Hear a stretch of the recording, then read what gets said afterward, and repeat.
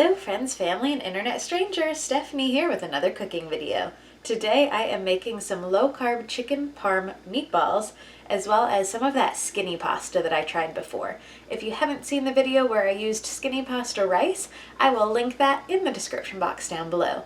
But I enjoyed it so much I decided to try a few of the other varieties and ordered some on Amazon. Today I am going to be using the spaghetti variety. I will leave a link in the description box below to the recipe I used as inspiration for this. I did make a few changes though. One of those being that this called for pork rinds and I don't keep those on hand. I'm not actually doing keto. I just sometimes use keto products. So this is keto bread and I made my own breadcrumbs from it.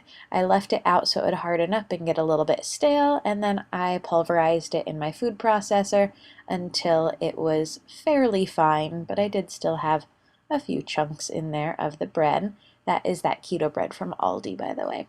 Then I mixed this in with garlic powder, minced onion, that's another addition that I made, as well as I had about 1.5 pounds of ground chicken. I used some salt and pepper here, and then a little bit of Italian seasoning in there as well. I started stirring all of this together, and then I added some Parmesan cheese to this. I added about 1/2 cup of grated Parmesan. I just used the kind that comes in the can. You could also use fresh Parmesan if you have it on hand. So with this, these turned out fairly well. It was my first time working with ground chicken, so I didn't know exactly what to expect, and they were a little dry. One thing I would change, I wish I had stuck with my gut, which told me to add onion to this. But y'all know, if you've been here before, I love onion. I add it to everything. I wish I had done that, but they weren't too bad. These are about 22 that this made for my 1.5 pounds, 15 minutes, 375 in the air fryer.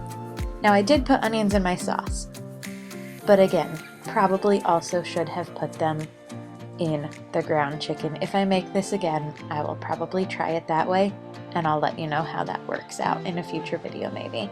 So here we go with some onion chopping, as per usual with most of my videos. I am making my own marinara here, just a quick one. I put these in the food processor, heated up a pan with about 1 tablespoon of olive oil, and then put the onions in there and let them start to brown up a little bit. Then I added a little bit of garlic. And once that started to brown up even more, I added my tomato sauce. I used an 8-ounce can of tomato sauce and then a 6-ounce can of tomato puree.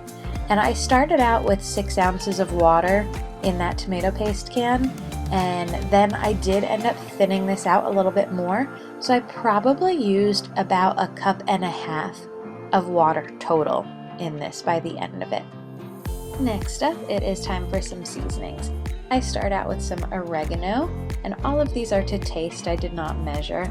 I also used some basil, and then I realized I had gotten out 2 containers of oregano and not my parsley. So I started to stir it up, but eventually I did find the parsley.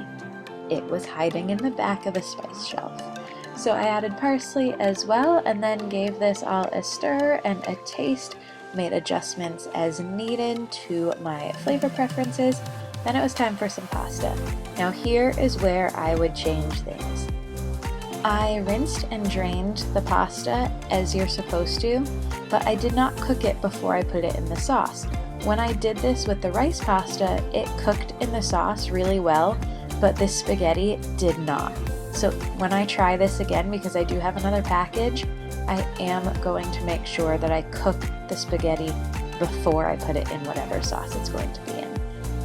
My meatballs were done after 15 minutes. They probably would have been done a minute or 2 earlier, but I am paranoid when it comes to cooking chicken, so I tend to overcook it.